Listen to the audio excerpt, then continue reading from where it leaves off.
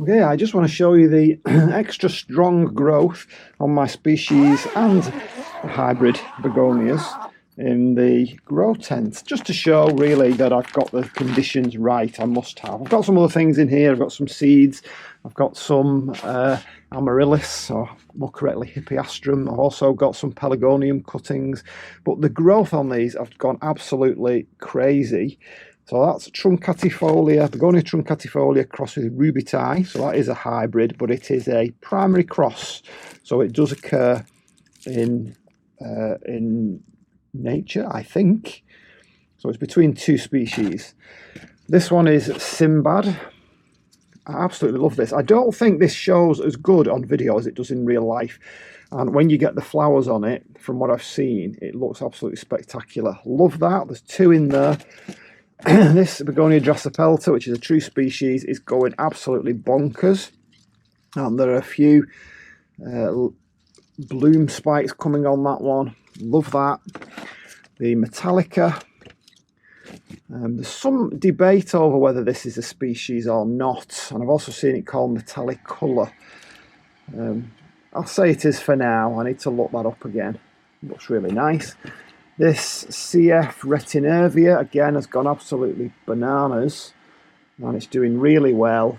And these have done much, much better since I moved them into far more free-draining media. Once you see where these things grow, then you get it. So here's the real reason I stopped killing begonias. It wasn't about watering less or using fancy equipment. It was understanding where these plants actually come from, as you can see here. Most people imagine that begonias are woodland plants sitting in some kind of rich, damp soil, but a surprising number of species don't actually live like that at all. Around a quarter of wild begonias, and actually most of the species you can see here in my grow tent, come from lithophytic habitats. That means they grow on rocks or near vertical limestone cliffs in parts of Southeast Asia. So the roots tuck into little cracks filled with moss and leaf litter and just a little bit of decaying organic matter. Yes, the air is humid and the temperatures are warm, but the rock faces drain instantly, so the roots are never actually sitting in stagnant water. So once I realised that, it's thanks to the American Begonia Society that I was taught that, it completely changed how I began to grow these. And I'm talking about the hybrids as well in the greenhouse. I stopped thinking of begonias as soil plants and started thinking of them as plants that want air, moisture and stability around the roots, but not heaviness. Very similar, in fact, to orchids.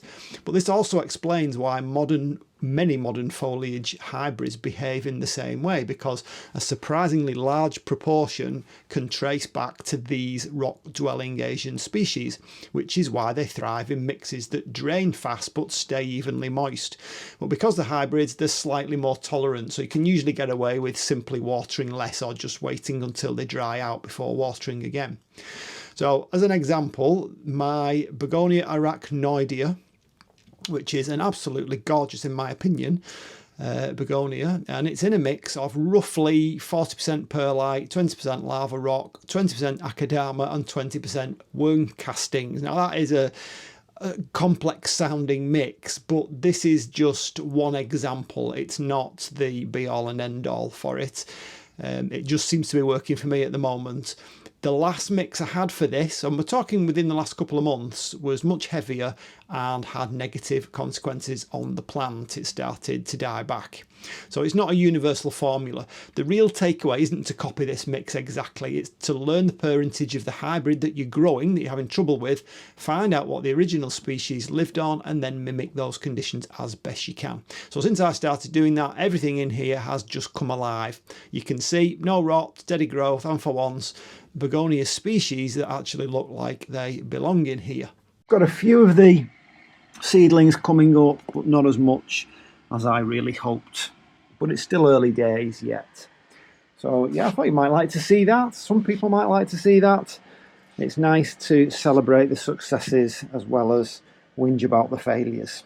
That's it for now. See you on the next one. Bye.